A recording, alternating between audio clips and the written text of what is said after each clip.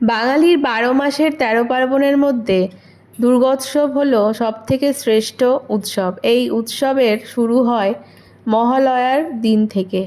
এই দিন মনে করা হয় পিতৃপক্ষ শেষ হয়ে দেবীপক্ষের সূচনা হয়। মহালয়ার অমাবস্যা তিথিতে তাই পিতৃপুরুষদের আত্মার সন্তুষ্টির জন্য তর্পণ করে থাকেন অনেকেই। তবে তর্পণের কিছু শাস্ত্রীয় বিধিনিষেধ আছে, যেগুলি পালন না করলে হিতে বিপরীত হতে পারে। এইবার মহালয়ার যে অমাবস্যা, সেই দিনই বছরের শেষ সূর্যগ্রহণ হতে চলেছে। তাই অনেকের মনে একটাই প্রশ্ন, সূর্যগ্রহণের প্রভাব কি মহালয়া তর্পণে ফেলবে? মহালয়া তর্পণে কি কোনো আলাদা কোনো নিয়ম পালন করতে হবে, বা আদৌ কি তর্পণ করতে পারবেন? জ্যোতির্বিদ্যা অনুযায়ী 2025 সালের সেপ্টেম্বর মাসের 21 তারিখে এই আংশিক সূর্যগ্রহণ হবে। এই অমাবস্যা তিথির সূর্যগ্রহণ আশ্বিন মাসের শুক্লপক্ষে কন্যা রাশি এবং উত্তর ফাল্গুনী নক্ষত্রে হবে। সনাতন ধর্মে গ্রহণকে একটি অশুভ ঘটনা বলে বিশ্বাস করা হয়ে থাকে, তাই এই সময় কিছু শুভ কাজ করা নিষিদ্ধ। ভারতীয় সময় রাত 11টা থেকে সূর্যগ্রহণ শুরু হবে এবং ভোর 3:23 এটি শেষ হবে। এই সূর্যগ্রহণের মোট সময়কাল হবে প্রায় 4 ঘন্টা 24 মিনিট। ধর্মীয় মত অনুযায়ী এই সূর্যগ্রহণের সময় পিতৃতর্পণ করা একদমই উচিত নয়।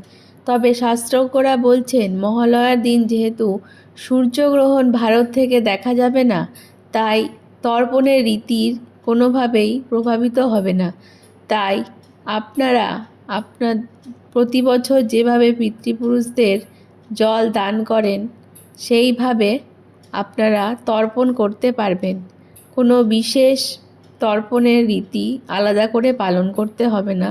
যেহেতু গ্রহণের প্রভাব ভারতে পড়বে না, তাই শূতকাল বিবেচিত হবে না। তাই এই তর্পণের কোনো কাজে কোনো রকম বাধা পড়বে না। মহালয়ার তর্পণের জন্য কিছু বিশেষ সামগ্রী প্রয়োজন, যা হলো গঙ্গা জল, কুশ, যেগুলি এক রকমের বিশেষ ঘাস, কালো তিল এবং সাদা ফুল বা সাদা কাশফুল।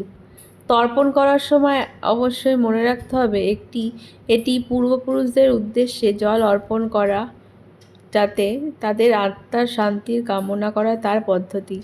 তাই এই তর্পণ করার সময় অবশ্যই দক্ষিণ দিকে মুখ করে বসতে হবে এবং হাতের কুশের আংটি পরে জল ও তিল নিবেদন করতে হবে।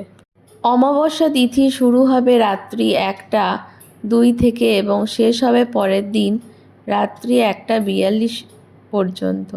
এই তিথির মধ্যে ভোরের সময় বিশেষভাবে পবিত্র তিথি বলে মনে করা হয়, তাই এই সময় তর্পণ করা সবথেকে শ্রেষ্ঠ সময় হিসেবে বিবেচিত করা হচ্ছে। পিতৃতর্পণ সাধারণত সূর্যোদয়ের সময় অর্থাৎ ভোর 5:30 থেকে 6টার মধ্যে সম্পন্ন করলে সবথেকে ভালো হয়। যারা গঙ্গায় গিয়ে তর্পণ করতে পারবেন না, তারা বাড়িতে বসেও গঙ্গা জল নিয়ে নিজেরা তর্পণ করতে পারেন।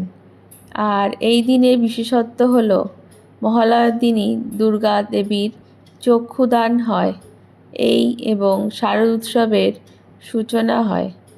আপনারা কতটা উপকৃত হলেন এই ভিডিও থেকে, তা অবশ্যই কমেন্ট করে জানাবেন। তার সাথে আমাদের চ্যানেলটিকে সাবস্ক্রাইব করে দেবেন। ধন্যবাদ।